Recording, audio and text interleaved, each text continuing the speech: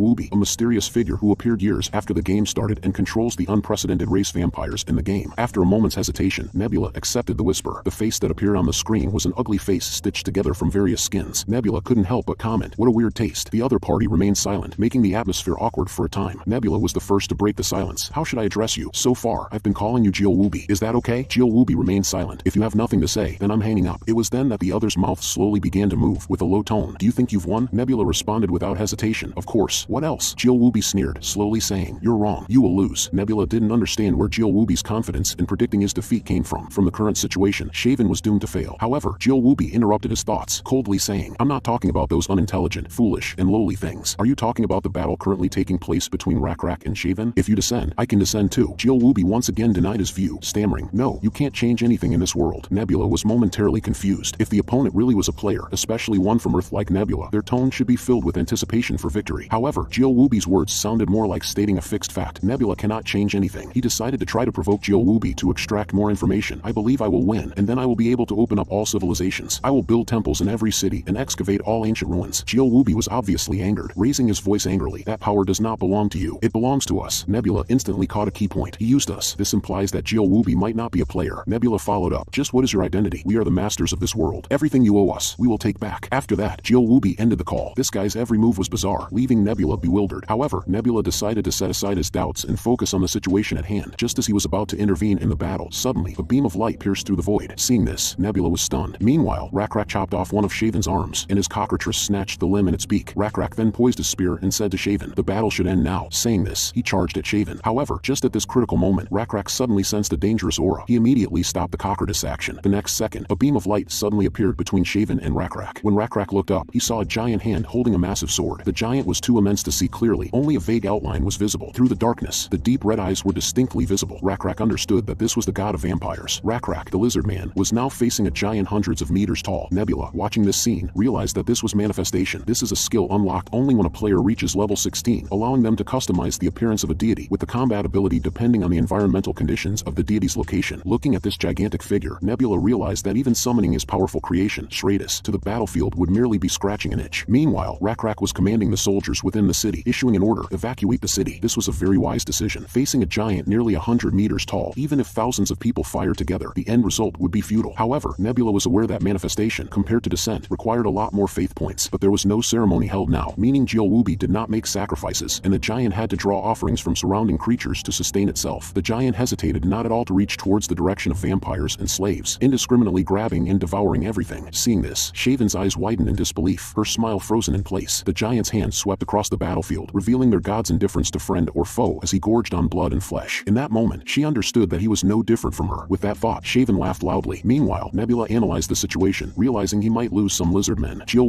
could quickly restore faith points by devouring, but this would drastically reduce the number of Lizardmen in the city. If Shaven survives and captures the city, relying on the remaining forces, she would be unable to fully utilize the mountain fortress's advantages. Jill clearly wasn't foolish. He would leave part of his army and might let Shaven roam the continent to somehow increase her military power again. This would cause more trouble for other players, but these were not within Nebula's considerations. At this moment, Rakrak was quickly commanding the soldiers to evacuate the city. He didn't know when the evil deity would strike, but he had to be prepared. Quetzal stepped forward, offering to stay behind to stall the enemy. However, Rakrak immediately rejected his proposal. What kind of leader abandons his warriors and flees first? For Quetzal, Rakrak was not just their leader, but also their king and the beacon guiding the Lizardmen forward. But Rakrak didn't think his life was more precious than that of other soldiers. Just then, an explosion erupted nearby. He suddenly realized that sacrificing himself would plunge the nation into chaos. At this time, Rakrak and Jail had 3 children, and their future was the hope of the Black Scale Nation. "I think I am not fit to be king." That thing hasn't even filled half of his stomach yet, and not even half of the Lizardmen have been evacuated. Yet Rakrak showed no signs of backing down, his gaze steady on the evil deity's movements. If it continues to live, that vile vampire queen will surely survive by chance. Then, this war could drag on for years, even longer. Quetzal stood in front of Rakrak, trying to persuade him, but ultimately, "We will win. It's a victory bought at a great cost, but still a victory." Rakrak just looked deeply at Quetzal and then said, "Quetzal, you still need to learn a bit more about math." Quetzal hadn't yet reacted when Rakrak grabbed him by the collar and flung him behind him. By the time he steadied himself and turned around, Rakrak was already charging down the slope on his cockatrice. Seeing this, Nebula's face showed deep concern and disbelief. Why does he have to do something so foolish? I should just control him directly with descent. Nebula opened the interface for the descent skill, trying to forcibly take over Rakrak's actions. However, a system prompt popped up. "Your high priest is resisting the descent skill. Would you like to force use?" Nebula clenched his teeth and eventually chose to cancel. He knew that if he used descent forcibly, Rakrak will be frozen for a moment, and he might die during that time. Meanwhile, Rakrak finally had a clear view of the immense creature. This must be the true form of their god. It looks absurdly strong. The evil deity slowly raised a giant arm. The massive hammer in its grasp aimed directly at Rakrak. With quick reflexes, Rakrak dodged the hammer's fierce swing. At this time, Nebula's heart was on edge. "Rakrak, what are you doing? Run away!" Just then, a swarm of red butterflies appeared in front of Rakrak. Blue butterflies symbolize good fortune. Thus, red ones are seen as an ill omen. This was Nebula's first use of red butterflies, and he believed Rakrak would understand his message. However, Rakrak ignored the warning of the red butterflies, bypassing them and pulling his bow to aim at the giant. Damn it, Rakrak ignored my hint. The arrow struck the giant's face like a toothpick, which was inconsequential to the giant and only enraged Jiaowubi further. Another giant hand raised a massive sword, slashing down at Rakrak. Rakrak, do you know what you're doing? You can win this fight if you just retreat. Return to the palace. You can live with Jael, the warriors, and your children. For the next decades, no warrior would dare challenge your throne. At this time, a system prompt appeared. Would you like to sponsor Faith Resources to the battle? Without hesitation, Nebula pressed the yes button. Instantly, Rakrak unleashed lightning at Jiaowubi. Though powerful, the lightning required divine power to cause significant damage to Jiaowubi. Nebula tried using the descent skill again, but it was still rejected by Rakrak. Is this it? Some of the Black Scale Tribe warriors will disobey the chief's orders when necessary. Is that why you, the chief, is also going against God's will with your own decisions? Using your one life to save more lives? Is that your damn math? Thinking that fighting him would decrease his manifestation time? You're saying victory isn't everything? At that moment, Rakrak used the arrow as a springboard to leap into the air. At the same time, he said to Buzz, "Old friend, do me a favor." Rakrak needed to borrow Buzz's power, continuously gathering strength, his spear wrapped in intense electrical currents, shimmering with a light as blinding as the sun. Then, this spear of thunder struck straight at the giant's head, instantly illuminating the entire land. However, Jiaowubi is a deity. How could a mere ant shake him? Following that, Jiaowubi picked up his giant hammer and slammed it down hard on Rakrak. Thus, Rakrak of the Black Scale Tribe, the Hand Hunter and Lizardmen of Thunder, the first chosen one and the chief of the Black Scale Tribe, the founding king of Hukaran and Great Thunder Dragon King, the model of Lizardmen, and the one who opened the path, and he who was more like a king than anyone else, who was known to be good at figures, fell. A notification box appeared. Your high priest Rakrak has died. You have lost the XP. After Rakrak was killed by Jiaowubi was furiously swinging his giant hammer, wildly venting his anger. Nebula, standing in the background, clenched his teeth, momentarily at a loss for words. His mind went blank, and he fell into a brief stupor. However, he soon regained his composure and calmed his emotions. No, it's okay. The death of a high priest is acceptable. In fact, he had anticipated that something like this might happen. Therefore, Nebula had previously appointed Weekyung as the successor to the priest. Although there was indeed a loss of experience points, the divinity level had only dropped by 1 level. More importantly, Nebula still had the afterlife at his disposal. He only needed to summon Rakrak's soul there, and not everything was over. Meanwhile, the notification box indicated Rakrak, who was respected by everyone, has died. Many are sad about Rakrak's death. Is someone teasing me? However, Nebula was suddenly stunned by a message window that appeared before him. Entity Rakrak has been enthroned as Apostle. Apostle Rakrak has obtained a divinity level. At this moment, Nebula almost doubted whether there was something wrong with his eyes. Rakrak became an apostle. Apostles are the beings that assist deities. When a god's creation grows, or when special beings like dragons become followers of a god, they have the opportunity to evolve into apostles. Sometimes normal entities can grow and become apostles, and this is called ascension. Apostles receive their own divinity, not only obeying the commands of their god, but also leading the spread of the faith. Nebula still couldn't believe it all, because he knew the conditions for ascension had not all been met. He could not infer the first 3 conditions, but he was sure the 4th condition had not been reached. According to the game rules, a player's divinity level must reach at least 21 to raise the limit of faith points to 1 million. But now, Nebula's divinity level is only 11, and he can only have up to 100,000 faith points. Thinking of his divinity level, Nebula hurriedly opened the panel to check his faith points. This look left him completely dumbfounded. The faith points were rapidly increasing. Compared to the speed of increase in faith points, the amount of faith points consumed to summon an apostle was even more astonishing. How is this possible? Where are all these faith points coming from? He quickly turned his gaze back to the center of the battlefield. At that moment, Jiaowubi was still lashing at Rakrak's body. However, in the face of the evil god, not a single person fled. The Black Scale Lizardmen, the vampire's slaves, even the vampires of White Fang Nation were all praying for Rakrak. But even so, their prayers were not enough to generate such a massive number of faith points. Quickly, Nebula realized something. He seemed to have overlooked a crucial point. This was not the Lost World game of the past. Those windows were just a facade to maintain the appearance of the game. When faith will surpass the quantifiable limits of the system, errors may occur. At this moment, the rapidly increasing faith points were the best proof. So, am I witnessing a miracle that transcends the system's scope? Just then, another message window popped up. Your apostle Rakrak is requesting advent. Will you permit? Does Rakrak want to come back for revenge? Becoming an apostle is indeed a good thing, but I can't send him there just for revenge. Nebula opened Rakrak's character panel, and a smile gradually appeared on his face. He is indeed very powerful. The abilities and skills of an apostle reflect the reputation and various titles they accumulated throughout their life. Becoming an apostle means becoming a legendary figure in epic tales. Nebula finally pressed the yes button. Do your best, Rakrak. Meanwhile, as the last Lizardman evacuated the fortress, all the Lizardmen successfully retreated. Quetzal watched these fleeing Lizardmen and said, "This is all thanks to Lord Rakrak. His sacrifice secured everyone's safety." But Quetzal didn't know how to break the news of Rakrak's death to Jael. Up until now, many on the continent have been fighting just to fill their stomachs, but Rakrak has left an indelible, significant mark on this land. The only regret is that Rakrak didn't defeat the evil god. As everyone fell into silence, a clap of thunder broke the quiet. Quetzal looked up at the sky. However, there were only sparkling stars filling the void. No thunder could possibly be there. Then, a dazzling yellow beam of light suddenly descended from the sky, landing precisely where Jiaowubi had hammered. People couldn't look directly at the blinding light of the beam, and they didn't even know what had happened. Seeing this, Jiaowubi immediately swung his giant hammer at the beam. However, just before the hammer touched the ground, it seemed to hit something indestructible and was directly bounced back. At that moment, the entity that Jiaowubi was attempting to strike finally revealed its true form. A lizard man, surrounded by golden lightning, appeared at the center of the beam. The Lizardmen recognized him immediately. It was Rakrak. He went through all that and didn't die. Jill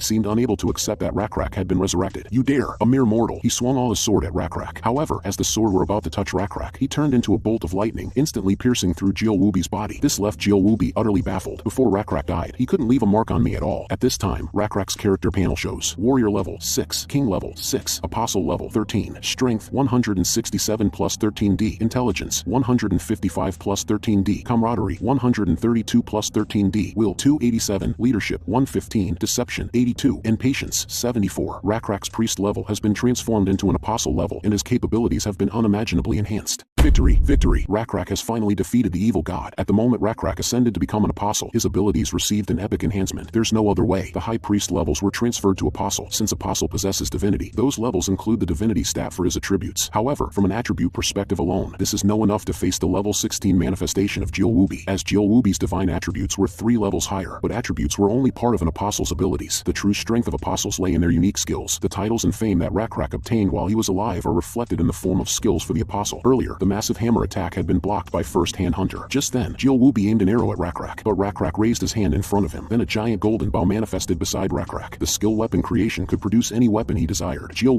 fired the massive arrow towards Rakrak, and he responded by activating another skill, the Lizardmen of Thunder. By consuming faith, it allows him to use a thunder attack skill. Rakrak then unleashed the powerful bolt of lightning towards Jill Seeing the golden lightning, Jill began to panic. Rakrak's lightning struck down on top of Jill head. Do you think I will lose to a mere apostle? An apostle who just obtained divinity. Meanwhile, Rakrak channeled his power, effortlessly dodging the giant spear that was thrown. He flew overhead Jill surging with electricity. Rakrak reeled back his own spear. Everyone watching Rakrak cheered for him. Chief of the Black-Scaled Tribe, King of Hukrin, the one who opened up the path. Rakrak is currently earning an apostle's faith based on his camaraderie and charisma. And once you add the First Chosen, which increases his stats proportionally to the faith resource he's obtained, Rakrak charged right towards Jill while enveloped in electricity. This means that the more people pray for Rakrak, the stronger he gets. Rakrak, exterminate the evil. The golden lightning, carrying everyone's hope, flew towards Jill head. Golden light pierced the evil god's body. Seeing the decapitated evil god, everyone was filled with awe. After a short pause, everyone started to cheer for Rakrak, for he had defeated an immensely powerful evil god. Lord Rakrak. Quizzle bowed to his king. Quizzle, I have to leave now. What do you mean? But you just won. I definitely died, and this is the way of the heavens. Shouldn't you at least say your final goodbyes at the palace? Quizzle, the heavens won't take that lightly. Realizing this, Quizzle began to tear up. Take this spear. I shall leave behind the spear that killed the evil god in Hukrin. It's a divine object, so handle it carefully. Even if I leave, I will protect Hukrin as an apostle of our god. I will ensure that the name of Rakrak is never forgotten from this land. That isn't so important. Quizzle, you already understood my intentions before, so I'll leave the rest to you. Of course, I shall carry out your will. With that, Rakrak dissolved into golden lights, and so, the evil god disappeared. Some of the remaining vampires surrendered, while others scattered into small groups. Shaven, who lost his divine powers, was captured by his subordinates and handed over to Hukrin, and so time passed. It is 137 years later. It is King Anpyong's 23rd year of governance. In Hukrin's capital, Orizon, inside a library in the palace. You mean the third prince should be appointed crown prince? Indeed, that is what I meant. That is breaking tradition. It has been the same way for 100 years now. There have been a few exceptions before. Is it such a shock this time? Dinan, the hunting minister of the right cabinet, proposed. The first prince may be lazy when it comes to academics and prefers to play around, but that is not reason enough to pass on the position of crown prince. Weemoon, the leader of the left cabinet, rebutted. Dinan continued by telling Weemoon about a rumor of the first prince shooting thugs in the streets. That behavior could be problematic as a king. The current king has been sick for a long time, saying things like that could worsen his condition. If that's the case, then it would be best if you give a hint of this idea beforehand, so he does not get surprised. Weemoon. This response shocked Weemoon. Appeal to him that I am going to oust the first prince at the imperial conference tomorrow and try to instate the third prince as the crown prince. What are you talking about, Dinan? How many chances does he think he'll get? Does he want to make it obvious that he is not a noble? After King Rakrak's death, the throne remained with his descendants. Though some kings excelled, none matched Rakrak's legacy, and many were subpar. The current ruler, King Anpyong, had maintained national peace but achieved little in 10 years. Thus, succession issues arose among the royal family. Impressive, Your Highness. I shall ask you a question next. You've read every book in the first library, so I must ask about the direction of your future studies. Ravine Quez, the teacher of the princes, queried. What's your favorite book? The question was direction to Kyle Lark Orizon, the third prince who was just 12 years old. Must I pick only one? Ravine encouraged him to answer sincerely, asking for a simple explanation as to why he liked the texts. First, I really enjoyed Owen's travel diary, as it explains the countless places and species I've never seen before. It is a travel diary from storyteller Owen, a lizard man who lived during Rakrak's generation. Owen traveled to all sorts of places, leaving 9 travel journals before moving westward. There were no other records after this, and so the 10th travel journal was named the Book of Illusions. Ravine smiled. Owen's stories fascinated all children. The others are Zale's algebraic theory and Orizon's architectural design, which greatly shocked Ravine. Zale was known to be a mathematician and architect of her time. She was foundational towards the development of mathematics and architecture of their time, and she was the supervisor of the four-water wheel, and even designed the capital city of Orizon. The part that surprised Ravine was that those books are full of complicated numbers and floor plans, so it meant that Kyle felt the architect's feelings by reading those books, ones that even scholars have a hard time comprehending. I also enjoyed your ancestor Quizzle's book on ethics. The book had a habit of repeating the phrase, Rakrak said this as well, but it has a good amount of thought on ethics. Ravine was further impressed that a young child is able to regard morality as important, which is a kingly virtue to have. I also liked yours Battle in the Plains, Cyranuel's Night Sky, and Rakrak's How to Read the Sky, and so Kyle continued to discuss the books he has read. Ravine could only ponder that it is such a shame that he is not the crown prince, that his knowledge will be of great use. But teacher Ravine, can I ask you something as well? Tell me, can I become king? Stunned, Ravine spilled his tea. Have you mentioned this to anyone else? No, I have not. Yet Kyle pressed, awaiting an answer, aware of the risks. Leifin remained silent. The crown prince position has already been decided. If Prince Kyle becoming the crown prince means ousting Prince Basin, the first prince, just the mention of this would deem Prince Kyle as a traitor. This is a very difficult question. Your Highness, do you wish to become king? I'm not sure if I want to, but I thought it might be good for me to become king. What do you mean? Good for who? Good for the people. Meanwhile, a game of Go has ended between the players. We'll play stone flicking instead. Runda, you should just accept the results. Why are you there again? Elder, we're playing chess. What? While he was playing with me? So you're saying I lost to someone who was playing multiple games at once? I gave you guys such a good report and you aren't giving me info back. It's been 100 years of stagnation. Not a lot has changed. Well, you were going to find out sooner or later, but change might be coming. The two other players looked at Nebula curiously. Yes, that is right, but after losing another time at Go, Runda ended the call. What exactly was the sign of change you mentioned? I'm not a double agent, so can't you tell me? Nebula revealed Kyle, the third prince, to Elder, and showed his status window to her. Level 0, low strength and camaraderie, but 107 points in intelligence. This was truly a rare existence for a level 0 character. An intelligence score of 60 is already considered a genius, but to exceed 100 was unprecedented. I'm sure this occurrence won't be seen again for decades to come. After the war between Hukrin and the White Fang Nation, a stagnation for a century was what followed. Other than discovering ancient relics, killing monsters, and obtaining minor small godly domains, national boundaries barely changed. Players had focused primarily on internal management, meaning this kind of stagnation is inevitable in Lost World. Besides the primary species chosen during expansion, appeasement policies were necessary, so players could integrate other species into their nation. The integration of multiple races within the Black Scale Kingdom had caused various issues, large and small. It may not have been recorded, but there were 6 revolutions in Hukrin history. However, the coexistence with vampires was the most difficult issue. After Rakrak killed the evil god, slaves from the White Fang Nation and even vampires sought to join Hukrin, but integration with vampires was challenging, since vampires required blood to survive. 4th generation vampires could survive on animal blood, but the 2nd and 3rd generation vampires could not. Thus, the vampires made a surprising choice. Aligning with Rakrak and the blue insect god's ideals, they chose to starve rather than cause suffering. Over 1,000 vampires dug caves near the Lizardmen's fortresses, sealing themselves inside. Some fled, some couldn't resist temptation, but ultimately, 1,000 vampires starved themselves to death. Blue insect god, while it is true that they have sinned, if they are reflecting on that sin and want to be punished themselves, I believe that you should pity and forgive them. Zale bowed down, begging the blue insect god to hear their intentions, and Nebula did hear it and has chosen to forgive them. And so, the area became known as the Sitting Buddha Valley, becoming one of the sanctuaries of the Night Sky Order, becoming a symbol of repentance and atonement. It became proof that even if you weren't a lizard man, the blue insect god would embrace you if you had true faith. After that, the blue insect god was now known as the Night Sky. It became a faith that embraces many species, not just the lizard men. Nebula kept a close eye on Kyle because he was key to upcoming changes. Civilization progresses only alongside matching technologies and inventions. No invention occurs in isolation, as each innovation sparks another. To Nebula, Kyle represented a sign of change. With this level of intelligence, it's suitable for discovering new technologies. If he becomes king, he'll have the influence to bring important inventions all over Hukrin. The current government structure in Hukrin isn't ideal. The left cabinet, for internal affairs, is open to all species, but the right cabinet, the ones with administrative influence, are monopolized by lizardmen, and it has been this way for a long time. However, stagnant water is bound to rot. This division between the species should be solved by the new king, but still, he is not the crown prince. That is true. The first son, Basin, enjoys himself, but that is not enough to oust him, which makes it more difficult to make Kyle the king. It would have been easier if I just send down an oracle and intervene with the royal succession, but it's best that divine intervention is not involved when it comes to this matter, so an indirect approach would be much better. What kind of approach? Nebula revealed his plan to Elder, but she was still indifferent. You are quite overconfident with Kyle's intelligence. I think it will work. Do you want to make a bet? Meanwhile, back at the castle, inside a large pen, the guardian dragon of Orizon, Manon, is sleeping. The one that was companion to the founder of the nation, Rakrak. Manon, as a drake that does not die of old age, has grown to an enormous size. He is 25 meters long and estimated to be 150 years old. The palace views him as a hindrance due to his maintenance. As such, the people of the palace wanted to release him elsewhere, or that he be offered as a sacrifice. But Manon's existence meant a lot to the history of the sovereignty, and they ultimately chose to keep him. Fortunately, all he did was sleep and eat well in peace, but that was about to change. He excitedly rose, recognizing a familiar figure. Long time no see. Manon, have you been doing well? Manon grew ecstatic upon seeing his beloved master again. Restless after a 150-year slumber, Manon recognized the blue butterfly, recalling happier times with his master. But Manon always hesitates at the fence, reluctant walked in to cause trouble since the Lizardmen would always make a fuss and pushed him back. But this boring routine was about to change. I wondered what strange task God assigned me, but it'll surely be fun. It's good to see you, Manon. Let's see if you're still as sharp as before. Manon didn't understand but remembered the gesture as the signal to play hide and seek. Happily wagging his tail, he broke through the wooden fence eagerly. The next day, news quickly spread. Did you hear the big explosion yesterday? I did, but I thought it wasn't a big deal. It's quite the opposite. Manon has escaped to the ancestral mountains. Does this not matter to you? Aren't you the hunting minister? So what if I am? His Majesty is asking to catch Manon before the morning meeting. Since it's related to Beast, it should be you who has to prepare. Denon was shocked. The hunting minister prepares hunts for nobles' entertainment. Catching Manon is a different story. It seems like I've been given the dirty work again. Feeling troubled, Denon left the morning meeting early to handle the crisis. The palace didn't allow for a hunting expedition team. They were only going to lend him the palace guards for assistance. Yet Denon knew Manon could easily crush all palace guards. Since Manon was essentially a beast, he could likely be lured back with food. The real problem was how many injuries would occur during capture. Seeing his own hands, Denon felt doomed. He felt like it was a miracle that he was able to join the right cabinet as a lizard man with white scales and wasn't of noble descent. So if things go wrong, he'll surely get blamed for the damages and be ousted from the right cabinet. Denon arrived to the broken fence. He wondered why Manon suddenly escaped when he was so well behaved. Is someone planning a conspiracy? Perhaps they constructed this in a way that makes the fence easier to break. Just then, a noise interrupted him. Several figures rapidly passing by. It was Crown Prince Basin heading in Manon's direction. Prince Basin, where are you going? I'm on my way to find Manon. I heard entering the mountains for hunting requires permission from the hunting minister. Does that rule also apply to me, the Crown Prince? Normally you wouldn't, but I have authority of handling Manon's escape. It was decided in the Imperial meeting a while ago. So the Imperial meeting has already ended? That's good for me then. I just wanted to see Manon on the move, but now I want to catch Manon myself. You can't be serious. Those friends of his are a bad influence. He may be a good hunter, but he won't catch Manon on Cockatoo. If you find him, contact the forest ranger. I'll do it, but just so you know, I'll be catching him. Prince Basin, along with his friends, went off into the forest to continue their search. Denon could only sigh as Prince Basin rode off into the distance. When Denon looked up again, he spotted another figure. Prince Kyle appeared behind the broken fence. I came to look around since I heard Manon disappeared, and it seems like Basin has also headed out. Indeed, but I don't expect that they'll catch him. He's good at hunting, but catching Manon will be difficult. But just what are you staring at, Prince Kyle? It's strange. This should be difficult to break this cleanly. Normally it would have broken into pieces. It seems like insects has eaten away at it. If it weren't for the insects, the stone column would have collapsed with it. It would have made a louder noise, and we would have been able to find Manon quickly. It's likely that it was a coincidence. It would have been taken several days to do this artificially, even when coated in honey. Denon, do you know what the night sky was called years ago? The blue insect god. Insect god? Even before that, the night sky was called the nameless beetle god. Additionally, insect-related miracles were frequent in the ancient days of the Huron tribe. So you're saying night sky caused this to happen? It's just a hypothesis, but we can verify it by checking if the other fences have similar insect damage. What could the night sky's reasoning for this? I can't imagine what it could be. Manon doesn't seem to have any particular prey, but if someone excitedly follows him, they might become his target instead. Prince Basin could be in danger. Perhaps the night sky has selected the third prince to succeed the nation as its next king. Your Highness, you cannot say what you just said to anyone else. Alright, but before that, please do me a favor. Take me with you to Prince Basin. He isn't being stubborn. If this judgment is accurate, having Prince Kyle nearby will make it safer for Prince Basin. It's truly impressive that he could make such an optimal decision in an instant. Meanwhile, Prince Basin and his friends are still on the hunt. The traces continue this way. Manon appeared asleep, curled up. Basin considered waking him and driving him back to the palace, but his companions quickly offered another idea. Perhaps hunting a deer or boar as bait so they can lead Manon back instead. Basin agreed, sending his companions to find prey, while he stayed behind to watch Manon. He was aware his friends were likely frightened, eager to leave. Still, he hoped they could buy some time for him until the hunting team arrives. Either way, Basin had no great expectations of them. If I capture Manon with others' help, I'll receive less acknowledgement. Ever since Prince Basin was young, he would get heavily complimented whenever he achieved something, but he soon come to learn that people don't make it a big deal when they truly acknowledge a person. Teacher Ravine, what is it? Prince Kyle, if the night sky is omniscient, omnipotent, and omnibenevolent, why does he allow there to be war, pain, sadness, and misfortune in the world? Ravine was taken aback by this question. I'm sorry, Your Highness, I am not a priest of the night sky order, so I don't know much about theology. I'll definitely look up the answer next time. Teacher Ravine ended the study session quickly that day and pondered that question by the window. Acknowledgement is like that, making someone feel taken aback, making them contemplate how they're going to teach you. If true acknowledgement is like that, I've not once in my life received it. I know that many people don't consider me worthy to be king. I'm not a genius like my younger brother. If I can bring back Manon by myself, I will be acknowledged for showing results. It's time to see if someone like me can truly become king. Suddenly, Kyle's voice called out to him. Brother, you must stop. Kyle jumped off the cockatoo and landed on his face. Basin was instantly worried for his younger brother. I'm alright, I just sprained my ankle. Hunting minister, why did you bring Kyle here? There's a ranger hut nearby. Can you bring some medicine over? Understood. I'll be back as soon as possible. And so, Denon rode the cockatoo away. You should have been more careful, Kyle. No need to worry. I didn't actually sprain my ankle. I needed to pretend so Denon wouldn't hear our conversation. So why have you come here? You should be aware that it's dangerous because of Manon. That's exactly why. Kyle proceeded to explain what happened and what night sky's intentions are likely to be. The insects ate it. And so you think it means that the night sky is truly trying to kill me? I'm saying it's a possible interpretation, and I think Denon agrees with me. So you being near me would mean that I am relatively safer? If that's true, you could abstain and become the king. Our second brother became a priest of the night sky order after all. So if I died, you would succeed the throne. Don't you want to become king? Brother, I have a favor to ask of you. Please give me the crown prince position. Basin stared at Kyle in confusion. If you read history, night sky never fails. He accomplishes whatever whatever he desires. Other gods fail occasionally, but Night Sky doesn't. Thus, Night Sky must have fully anticipated this. I do not doubt that the Night Sky will attempt this again in the future. My perspective is limited, but once I noticed, I had to warn you. Only by doing this can your safety be guaranteed. Aren't you afraid of Night Sky? To defy gods will like this. I understand Night Sky's intentions, so I'm not afraid. Night Sky prepared my path to kingship, but that would harm you. Thus, I've chosen to leave the path set by God and follow another. And so, I've come to ask you directly. Please abdicate your position to me. Basin was silent, and then he burst out in laughter. What's so funny? Basin placed his hand on Kyle's shoulder. I acknowledge you, and I'll do as you say. But you know, abdicating my position doesn't mean everything will go according to plan, right? I'll make preparations for it. But first, let's solve our immediate problem. Leaving him here might already be the solution. How will you persuade the ministers? I have a plan. When the hunting minister arrives, I'll explain. I have no reason to refuse. I'll do as you say, Prince Kyle. I look forward to working with you in the future. Hunting minister. With that, Kyle and Basin went back into the palace. Denon watched Kyle thoughtfully. In the future, he says, could he be succeeding the throne now? Meanwhile, Nebula and Eldar observed the two princes from atop the palace roof. Will this be alright? The third prince is smart and loyal to his god. That's a good thing. But isn't it risky letting him interpret divine intent by himself and making decisions accordingly? Even if he guessed correctly this time, he might not do so next time. It also means that the next king will be very autonomous. I'm not worried at all. How come you aren't worried? If I think of him as a character in a game, it would be problematic. Of course, it's frustrating when characters don't move as I want them to. But now, I know these creatures aren't just NPCs. They are people. Even if we have different intentions, as long as they achieve my desired outcome, it doesn't matter. But doesn't that make more detailed plays and strategies harder to manage? Since a character that moves autonomously can ruin the plan. That may be the case, but it also rewards more benefits than I initially anticipated as well. If I was worried, I could always plan more, so that I can be ready for any situation. Is it really necessary to go this far? Take right now for example. Isn't the current situation even better? Since there can't be two kings, one has to be chosen, but both brothers are exceptional individuals. It would be a waste to lose either of them. Basin giving up his succession and still being alive is meaningful. So for now, let's trust in Kyle's judgment. Meanwhile, back inside the palace. So, you haven't caught Manon yet, hunting minister? We found Manon's whereabouts, but since he is just sleeping for now, he won't be causing any trouble. That's good news, but his majesty is already quite worried. He couldn't attend the evening meeting due to his sickness. If you found him, you should get him back this instant. What are you hesitating for? I wanted to do so as well, but we noticed something of importance. The wooden bars were damaged by insects. That could be a coincidence. Manon could easily broken it to escape. Exactly my thoughts, but the third prince had a different idea. Denon quickly relayed the third prince's theory to everyone present that the Night Sky, previously known as the Blue Insect God, was the one who plotted this. You're suggesting Night Sky did this? I even went to the order to share my thoughts with the priests, and they have confirmed this miracle. Just then, a priest entered the palace. I was the one that confirmed it. It indeed was a miracle caused by the Night Sky. Prince Shanlak Orazon, the second prince, claimed with confidence, Manon's escape was willed by the Night Sky, and so I cannot dare go against his will and bring Manon back. This caused a concerned discussion among the cabinet members. Then there's no helping it. However, we can't just leave him be. He might cause an accident if left unchecked. I'd like to propose to expand the hunting expedition team. We cannot keep mobilizing the palace guards. Just how many people do you want? That is not all. If we want to prevent him from wandering elsewhere, we'll need to feed him as before, requiring oxen and wagons. Mountain paths easily damage wagons, so there must be a budget for repairs. Upon hearing costs itemized, the administration minister was speechless. There's another option. Openly defy Night Sky's intentions and forcibly bring Manon back, but it would need to be someone else's responsibility if anyone wants to volunteer. Though if that happens, I can't guarantee Manon won't cause any accidents or not. Later that night, Denon was left alone to ponder. Prince Kyle wants to become king. I'll follow his suggestions to strengthen the influence of the hunting expedition team and further support Prince Kyle to become king, even if it means becoming hostile to the other ministers. And so, Denon grew the power of the hunting expedition team, and the flow of the palace continued until 6 months have passed. King Unpyong removed Prince Basin as the crown prince and assigned Prince Kyle as the new crown prince. And 3 years after that, King Unpyong passed away from a terminal illness. Kyle Lak Orazon then became Hukrin's 11th king. Kyle was 15 years old. Congratulations, your majesty. There's no need to speak so formally. It's just the two of us. Brother, you are the supreme king. You must be treated accordingly. I know that, but still, tomorrow will be the first royal meeting. The ministers will undoubtedly demand my exile. Isn't this one of your worries? Currently, Hukrin is dominated by ministerial power, mostly lizard noble families. As such, the opinion of the cabinet is very one-sided. They'll say removing Basin is for royal authority, but in reality, it's so the ministers can gain more power than me, the new king. What do you think should be done? I don't mind if they want me gone. My presence here might hinder you otherwise. It's actually beneficial for me. There are only boars to hunt nearby, so I think I'll go farther away. Hunt, you say. If that's the case, could I ask you for a little more help? In this fateful night, Kyle explained his idea in detail, and Basin listened intently. The next day, in the palace court, I shall begin the royal meeting. I hope you will support me, the new king. Well, I understand there's nothing urgent currently, but please inform me if there's anything crucial I should know. Prince Basin cannot remain in the palace. I understand your majesty's close relationship with him, but his continued presence risks manipulation by potential rebels. Kyle swiftly agreed, astonishing the administration minister. I agree with what you said, administration minister. The administration minister cleared his throat. If that's the case, Prince Basin should leave Orazon. I don't want that. The administration minister was about to interrupt him, but Kyle continued. Don't dare to judge my opinions beforehand. I've deeply considered my brother's circumstances as much as you have. What were you thinking, your majesty? Do you realize we have unexplored territories? The eastern mountains remain largely untouched. Previous kings attempted exploration but abandoned it due to harsh terrain. Facing threats from western kingdoms, we can't overlook opportunities for expansion. Do you propose sending Basin to the eastern mountains? Indeed, my brother is a skilled hunter minister and a brave warrior. He even had courage enough to pursue Manon alone. Seeing ministers hesitant but not opposing Basin's dangerous assignment, the administration minister agreed. Your Majesty's proposal seems sound. As the land route previously failed, we'll create a naval exploration fleet. This shocked the administration minister. You're going to send boats? The reason we failed to cultivate the east is because we tried to go through the mountains. So I propose we take boats and go around the mountains instead. But Your Majesty, there isn't an established sea route. That's why we're going to create one. But we'll need people to drive those ships, which can cause trouble, then hire people to manage them. The administration minister tried to make more excuses, but Kyle just sighed. Time has barely passed since we agreed on this matter. Are you already trying to go back on your word? This matter also involves exploring territories filled with beasts and monsters, so the hunting minister will handle it completely. Understood, Your Majesty. Moving on to the next topic. Someone is waiting outside the great meeting hall. You can let him in. The door opens to a dwarven man, a race that was once a great enemy to the Huron tribe. The minister shouted angrily, targeting the dwarf. What's the meaning of this? This is Lump, head of the technical team. He recently was a slave, so that is why you haven't heard of him before. Currently, the position of technique minister is vacant, and I intend for him to fill it. The ministers reacted in shock, vehemently opposing the idea. Kyle simply smiled knowingly. There were now no more mentions of Bazin. Your Majesty, the technique minister has always been a lizard man, so why have you now chosen a former dwarven slave? Administration minister. To be a technique minister, one has to be good with their hands and machines. It has nothing to do with their species. Yes, lizard men were previously the best with their hands, but not this time. I saw his skills firsthand. For example, do any of you know the altitude of Orizon's Arctic? 32.5 degrees. Your Majesty, do you know the altitude of the North Shore's top, Jaren, and the southern tip, Maganen? Jaren's altitude is 37.5, while Maganen is 30. Every 250 ri traveled northward increases the angle by 1 degree. Jaren, situated 1,250 ri north, adds exactly 5 degrees. Maganen, 625 ri to the south, decreases by 2.5 degrees. That's correct. You were able to respond to something the ministers here could not. How are you satisfied just after one right answer? Your Majesty inherited the lineage of the Thunder Dragon King. The ministers here today are descendants of warriors who fought alongside him, yet Lump is descended from sinners, as the dwarves were the enemies of the Lizardmen until the end of the Huron tribe. Even after the nation was founded, they caused a rebellion. Have you forgotten the virtue of compassion? The warrior Tatar fought 10 trolls to save one halfling. The Thunder Dragon King opened gates for slaves too. If Lump possesses extraordinary talent, why deny him this opportunity? If we allow this, different species will come for positions in the right cabinet as well. Who will stay with you till the end? Your Majesty. Kyle sighed, for he understood that those who are not Lizardmen can still be loyal subordinates. Please reconsider, Your Majesty. For now, let Lump serve as an official in the technique department. Surely you won't object to this much. If he is that talented, then that much is permissible. Lump, you will be a technique official. As of today, you may take your leave. Kyle swiftly proceeded to another important issue, the upcoming solar eclipse. The solar eclipse, historically viewed as a divine omen, required accurate prediction for national stability. 3 solar eclipse predictions are to be provided by night sky priests, astronomy officials, and the king himself. In previous times, these predictions were always identical. How can this be? Are these calculations correct, astronomy minister? I've double-checked it multiple times using the ancient calculation methods. Then why is it that the Majesty's calculated time is 4 hours later than the other two? We need to be exact. If we're wrong, we will lose the right to persuade His Majesty regarding the dwarf. Normally, the king's calculation would align with one of the parties. Perhaps His Majesty made an error in the calculations. Our calculations have remained in the royal family, and it has never been wrong. If so, let's hurry and move. There's no way these scholars are incorrect. We'll criticize His Majesty's arbitrary decision and prove it on the day of the solar eclipse. However, on the day of the solar eclipse did not occur at the time all of the scholars said it would. The calculation method of before is now ancient. The dwarf, Lump, discovered something and informed me of something. That is why my calculations were different from yours. But the great Thunder Dragon King wrote, "The skies do not change." Is that not an old book? Why can't you acknowledge that they can be wrong as well? The ancestors did not have the luxury of our books today, but they did their best to investigate and organize their knowledge. Why are we still stuck in the past? Do you think that's what the Thunder Dragon King wanted from his descendants? As time passes, the movement of the skies change as well. That is the secret. Re-prepare the ceremony 4 hours later. Deal with this problem for now. And so, the solar eclipse occurred exactly 4 hours later, as Kyle had predicted. Meanwhile, in the ports of Orizon, Basin's exploration voyage was ready to begin. I'll be back, Kyle. The eastern mountains must be explored. My departure is necessary for Kyle's reign, though I never thought I'd feel this refreshed. This is the ship I'll be taking on the voyage. The Pirate's Humiliation. 150 soldiers, divided into 3 ships. I may be labeled as the Eastern Exploration Team's leader. I cannot ride those ships. He also said there would be people keeping an eye on me, though I don't know who that is. Perhaps it's that woman that has ties with the royal family. Nice to meet you. I am Tioni Itamo. It's nice to meet you as well. I am Basin Lac Orizon. So, you're an elf? You're the first to recognize that right away. Lizardmen often say that humans, elves, and Nixon are all the same. Let's get along since we'll be seeing each other for a while. Before that, there's something I need to say. Go ahead. What is it? No matter how royal you are, atop my ship, you follow what I say. If you don't like that, find another ship. As long as it isn't unreasonable, I'll accept those conditions. You're more flexible than I expected. I'll be considerate. You don't have to worry. But is my stuff not here yet? Mate will bring your stuff, so don't worry. That's a nice name. I never said it was his name, though that's what everyone calls him. Just then, a massive figure loomed over Basin, who called the first matey. This is our ship's first mate. He kept saying matey, so we just call him mate. Alright, I see. So, it isn't your first time seeing an ogre? Most people would be petrified. I saw some a few times back in the palace. Nice to meet you, ogre. I am Basin Lac Orizon. Nice to meet you, lizard. I am first matey. Do you not have a name? I did, but I, first matey, didn't like it, so I got rid of it. Isn't having an ogre aboard unusual? Wouldn't smaller species with lower appetites fare better given limited supplies? True, Matey eats significantly more, but he works several times harder than others, so we gladly feed him as much as needed. Matey is from the Jaren of the North Shore. I see. The ogres from the North Shore had high intelligence in the past. I heard they were traces that God left before. Although they may not be as smart as before, they are still considered hard workers in Hukrun. I never thought I'd see something like this in the palace. An ogre on a ship. Nothing on land scares me. My strength exceeds any beast. Thus, I conquer the sea instead. I hope you accomplish your mission, Matey. Watching Matey depart, Basin relaxed slightly, confident that the person to keep an eye on him was not the ogre. By the way, Prince, you can call me Basin. That's a little too much for a prince. Then Captain is fine. Alright, do you know our next destination, Captain? I thought we'd sail south past Maganin, then east along the coastline. Indeed, that's our general route, but our immediate stop is Bavrin. Basin recognized Bavrin as a large port city outside Orizon, but under Danyum Kingdom's control. Why are we going there? Trying to make an excuse. Tioni explained that their ship was a merchant ship, so we'll be buying and selling goods. I'll tell you the details later, but for now, I'll show you where you'll be staying. We're departing soon, so follow me. Their voyage progressed smoothly, and Basin often stood on deck, observing sailors or staring at the horizon. Don't you get seasick? Is it surprising that I don't? But I'm curious. Why take such complicated jobs for the generous rewards offered by Black Scale's royal family? This time, they even provided exquisite glassware as advance payment. Puzzled, Basin wondered aloud if glassware held substantial value, recalling childhood days carelessly breaking glass bottles. After Tioni's enthusiastic explanation about glass's immense value, we're going to Bavrin to sell that glassware. If that's the case, are you also going to buy anything there? Of course, a merchant ship can't leave empty-handed. Additionally, there are some items the palace requested we buy as well, and those items are— oh no, they said to keep this a secret. Basin curiously leaned in closer. They asked me to buy niter. I don't know the purpose for it though. If Kyle was the one that requested the niter, is there a reason why it was in secret? Meanwhile, after the solar eclipse incident, Kyle began consolidating his internal governance. Those who might threaten royal power resigned proactively, but he reassured those who supported Basin. The finance minister knelt respectfully, assuming Kyle wished to dismiss him, but was grateful that he did not. Why did you think that? I thought you would replace some of the existing ministers. I'm only from a half-decent family without a last name. I would be easily replaceable. What's wrong with that not having a last name? It means my ancestors contributed nothing during Hukrun's founding. It embarrasses me deeply. Yet unlike nobles who rely on their family's reputations, you've ascended by your own merit. Doesn't that clearly prove your ability? I look forward to your continued assistance. I will devote myself to doing my best for you, Your Majesty. Thank you. I shall see you again, Finance Minister. As soon as the minister left the room, Kyle's expression changed immediately. It didn't seem as though the finance minister had ill intentions. You can't keep accusing him because you had bad relations before. Dinan wanted to say something back but was cut off. Are you not aware that you were playing with fire? Dinan, leave the resentment of the past behind. You were right, Your Majesty. I will regulate myself. What happened to the horned alchemist from the Wee family? You mean Wee Ravina Mule? She has already arrived at the palace. Wee Ravina Mule. I wonder why His Majesty called that woman the Wee family. The Lord family of the Automation Castle and the noble family that inherits the Margrave title. The Wee family, which generationally has served in various positions on the left cabinet, is also a great merchant family. They possess the greatest influence among the non-Lizardmen families. However, the Wee family possesses a big darkness as great as their shining fame. Cursed horns. In the past, there were stories in Automation City about lords with long antlers, though now people dismiss them as mere symbols or myths. Those who take on responsibility within the Wee family knows it was not just a story, because their family often gives birth to horned children. However, without exception, those born with horns become lunatics. Some speak to the air, others show unexplainable bizarre talents. So generally, people cut off the horns when they see a horned child. Then they can live normal lives. Legend has it that Wee Kyung became a wealthy merchant through the power of the horns, but even her end was tragic. Siran Mule was her Lizardman lover. Rumors had it that the horned children were mixed blood with the Lizardmen. Because of that, the name Mule was attached to all of the horned children. Although there's no way humans and Lizardmen could have children, it would have been great if the story ended there, but she was a unique case. Wee Ravina Mule had now arrived at the palace grounds. Greetings to you. Ravina was born and raised in the Automation Castle, and at the age of 9, Ravina fled the castle because she was treated as a cursed one due to her horns, so she hitched a ride inland on a merchant's cart. The Wee family sent hunters to pursue her. When the mercenaries caught up to Ravina, she already entered the alchemy tower in the kingdom of Sukmayan. The alchemist tower is a place where alchemists gather to study forbidden knowledge. People with similar fates as Ravina gathered there, those who were labeled as cursed ones, so it was only natural for her to have ended up there. Are you looking at my horns? Everyone looks at them like that. I wasn't, but I'm sure you're aware why you have been summoned, right? I heard His Majesty is looking for an alchemist. Alchemists, they deny the existence of gods and believe only in their own knowledge. To others, they are disrespectful heretics involved with ancient evils. Could His Majesty really be opposing the gods? But recalling Kyle had just gained the support of the night sky, she quickly dismissed that thought. Why would you come back? Someone who was a non-believer who entered the alchemy tower. It was His Majesty's order. Emperor Kyle is a very scary person. That is true, but how could you? Someone from Sukmayan would know such things. His Majesty would not prepare an army just to get you. He probably would have. I came to the palace because I was afraid of such consequences. What do you know about His Majesty to say something like that? You are not very aware of the forbidden studies. We moon. Forbidden studies are meant to be unknown. His Majesty would disagree. These are letters that came to the alchemy tower from years ago. They were full of questions about ancient knowledge. These were impressive questions, and the location oddly kept changing. Recently we found out these letters all came from Orizon, and there's only one person capable of asking such questions. Don't you say something that you cannot back up. No, but I must. Emperor Kyle Lakarazan is already a great alchemist. He is incomparable to anyone in Hukrun. This angered Wee Moon, as it was greatly disrespectful to claim. Just then, a lizard man had entered the room. That is enough, Wee Moon. Emperor Kyle had interrupted their discussion. Your Majesty, is this true? I don't think that's any of your concern. Left cabinet definite leader. Reading a few alchemy books isn't dangerous. Everyone, sit for now. In Hukurin, heretics are only punished by national law. In other nations, heretics are often beaten to death by mobs. Even if His Majesty is a non-believer, he would never be punished. However, his political position will be in trouble if this continues. You must be Ravina Mule. Ravina nodded. We Moon, I'm sorry for keeping this a secret from you. I thought you would worry too much due to your personality. But still, Your Majesty, alchemy is your solution. How would the ancestors think of this? Alchemists claim they can create gold and pills of immortality from nothing. Everyone thinks such statements are absurd. It's good to be wary, but they also possess useful knowledge. Studying alchemy alone is illegal. Is the knowledge you seek that important? Indeed, I'll let Ravina explain. There was once an alchemist who lived alone in the deep northern mountains. But one day, news of that alchemist stopped coming. When agents arrived at his home, everything looked normal from the outside. But eventually, they broke down the door. The alchemist was already dead. Was it because of forbidden knowledge? Ravina nodded. He must have sold his soul to an ancient evil. No, the alchemist's death was just an accident. But before he died, he precisely recorded every material and the exact amounts used in the experiment, which made the cause easier to figure out. The alchemist had added several ingredients to make gold, and when it overheated, there was an explosion. So it failed. Alchemists have research, not failures. The powder discovered as a result of that alchemist's failure was greater than any discovery. Although the alchemist's experiment was carried out at a minimal scale, the minimal powder caused an incredible explosion when set ablaze. He put the powder in a lead box for safety, but even that was ripped apart by the explosion, and the shrapnel was what killed him. So that alchemist made a weapon. Indeed, a weapon. Unfortunately, this knowledge isn't some great secret, and I'm not the first to realize it either. Some of the alchemists in the alchemy tower are still under the control of their own nations, and those nations want them to bring the tower's knowledge back to them. Meanwhile, other nations don't want that knowledge to be spread. I was even ambushed more than 10 times on my way here. In Sukmayan, where the alchemy tower is, I'm sure they've already sent their army and have conquered the tower completely. This revelation shocked We Moon. You must think the current age is peaceful, but it actually is not. The price of certain ingredients have increased, and each nation has their own secret locations. All of this, in order to create the weapon that we call gunpowder. Could war be about to break out? Not necessarily. But what if the weapon is especially effective? What if someone who doesn't know how to use a bow can still be useful in the battlefield? Sink ships, destroy walls. If there was such a thing, don't you think you could win in a war? I can't acknowledge it, but I understand your intentions come from a good place. If you need help, I will assist you. Yes, I do need your help, and it's about financials. You want to use the king's personal funds? I am the one who manages it. Yes, I'll see to it that you can use them. Have you already decided how and what you'll use it for? And with that, the conditions to produce black gunpowder were complete. It's finally done. Advancing alchemy is always tricky. The more faithful the society is, the more looked down upon scientific development is. The alchemy tower in Sukmayan is the furthest from Hukurin, so there was a possibility that this knowledge would not be obtained. We Ravina Mule had a high survival rate due to the demonic property of probability, but it was not certain she would learn how to utilize its techniques. I was fortunate this time. Speaking of alchemy and gunpowder, what about that knowledge? What are you talking about? Do you mean magic? Alchemy and elixir making is a type of science. Alchemists are scientists. Alchemy experiments are scientific experiments, but there is one secret that alchemists hide even more thoroughly, and that is demonic property. Demonic property is defined as an ancient evil by the game, discovered in ruins or inherited through bloodlines. Demonic properties like electricity, fire, probability, or gravity is related to various attributes. The power obtained and used from demonic spirits is simply a form of superpower. When such superpowers and knowledge of ancient relics are combined, a higher dimensional power is achieved. That is magic. Magic, unlike science, can only be used by a small number of people and is unrelated to the development of techniques, which is why they're probably not mentioning it. Above all, there are no mages yet. That's true. Normally, they appear around 100 years after the game begins. The power of magic is definitely strong, but because the players prefer to play in a stable way, they are probably keeping their distance from demonic properties. The alchemy tower is in Sukmayan, so I'm guessing Wisdom will obtain a mage. The probability of a mage appearing is highest there, but I think Wisdom probably wouldn't want the mage to appear on his land. Meanwhile, in the ports of Bavran City, Prince Basin and his crew have finally arrived in Bavran. There are so many boats. It is the closest port to Orizon. The ships that leave here will continue westward and will pass by Emgol to Danri. Some ships will even go further. What's further than that? The western continent. What else? The continent that Owen the storyteller is said to have gone. Does that even exist? There are many ships that head that way and don't return, but it definitely exists. If so, why don't merchants cross to that continent and trade there? Even if it's dangerous, there must be profits, but I've never heard of it. They would go if the danger is worth facing. There are pirates, rocks, areas with no wind or high waves, sea monsters, storms. Alright, I understand it now. I need to make some trades, so I'll be off. You can rest here or get off the port as long as you return by the promised time. Then since it's stuffy here on this tiny boat, I'll go for a walk. Prince Basin, along with a few guards, got off the ship and proceeded to walk around the port city, browsing the various wares of the port. Anyway, I can't see the one who is keeping an eye on me. Well, it would be strange if I could see them. These are all items from Hukurin. We receive a lot of items from there. You're from the ship that just came in, right? Are you all making the trade and immediately returning to Hukurin? If that's the case, you should pray to your god that you don't meet any pirates. What are you talking about? There's a group of pirates who control the area of Bavran. They usually go for ships leaving Bavran. The name of those pirates are Deep Night Pirates. That's right. Have you heard of them? Not at all. I wonder if there are new pirates that suddenly appeared, which the port merchants are over-exaggerating about. The palace did say to bring as many items as possible, but the rest of the items won't arrive until tomorrow. So, we're waiting until then? No, we'll leave first, and the rest of the warships will bring the rest. Then we won't be able to receive the protection of the warships. There's a lot of cargo to unload and some provisions to load up at Sajan. Every moment counts when you're on this ship. I hope we don't run into pirates. Don't worry, we have never met pirates once during our time voyaging, but later that evening, Tioni was frozen with a shocked expression. The pirates are here. Tioni was in disbelief. relief, while Basin sighed knowing this would happen. Lessen the weight of the boat, dump the sandbags, food, and water. Everyone arm yourselves with the weapons you have. Tioni, can we run from them? The pirates normally use merchant ships. It's made with comparatively lighter wood. It has a large sail, allowing better wind. Those pirate ships have similar builds. However, pirates usually travel with minimal cargo, so it won't be easy to lose them. Darn, they've almost caught up. I guess we'll have to throw away everything we can. What about that cornerstone we got? If you're going to throw that away, I'll jump off the boat. We're going to get caught anyway. Let's just buy time until our warships get here. I heard that the additional cornerstone was arriving in the morning, meaning if we're lucky, they'll catch up in half a day. If only the winds were to blow stronger. Just then, Tioni thought of an embarrassing idea. She then clasped her hands and knelt on one knee. What are you doing? Can't you see I'm praying? You join me in praying for more wind as well. The enemy pirates were laughing in joy. Hey, look over there. The boat is so full that it can't go faster. Perfect. We'll be able to drink lots for dinner. This is thanks to us praying to the white spider god. Shoot arrows and keep them in check. Don't let them get close. The white spider god. I've heard a similar name before. Basin took a shot at the enemies and hit one right between the eyes. Don't get taken aback and keep shooting. The pirate ship is shorter than this ship anyway, so it'll be difficult for them to strike us back. Align our ship with theirs. We're getting on board. The pirates started to throw hooks on board the ship. Climb up. Deal with their combatants first. Can't run away now. You're all dead now. But before they could react, a pirate was blown off of the ship.